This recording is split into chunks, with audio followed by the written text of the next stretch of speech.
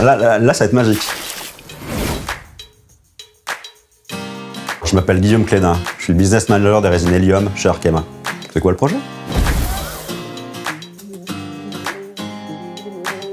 On prépare ici la prochaine génération de pales éoliennes avec nos nouvelles résines Hélium pour matériaux composites. Pour faire simple, un matériau composite, c'est l'association de fibres de verre ou fibres de carbone en général, et d'une résine pour obtenir un matériau très résistant. Nos résines Hélium sont des résines thermoplastiques liquides. Quand on pense à un plastique, on imagine des granulés, de la poudre qu'il faut fondre pour fabriquer un objet. Nos résines Hélium sont liquides à température ambiante et ça les rend plus faciles à mettre en œuvre. On parle aujourd'hui de pales d'éoliennes, mais nos résines Hélium trouvent plein d'autres applications. Dans la construction, dans l'automobile ou le transport en général, les articles de sport et loisirs, ou même la fabrication de bateaux.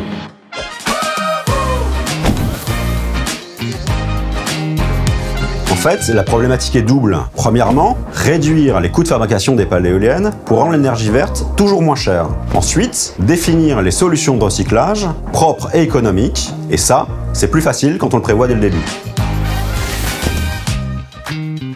Comme tous les projets recherche et développement ambitieux, ça prend du temps.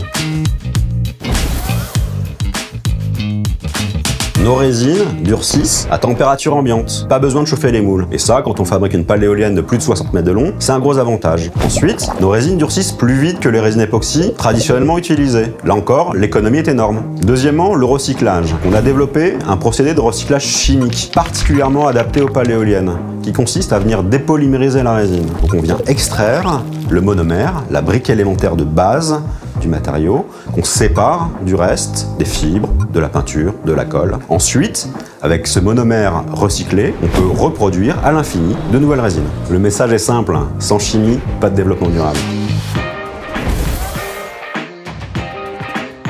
La matière, les résines sont maintenant disponibles. Grâce à ça, on travaille avec les plus grands fabricants d'éoliennes, les plus grands fabricants de pales à travers le monde. En France, en Europe, aux États-Unis, en Chine, pour concevoir la nouvelle génération d'éoliennes. Et dans le même temps, on met en place la filière pour recycler ces nouvelles pales. Ah, question bonus, la chimie en un mot? L'aventure de demain? Non, il faut un mot? La chimie, c'est demain. On voit mon doigt?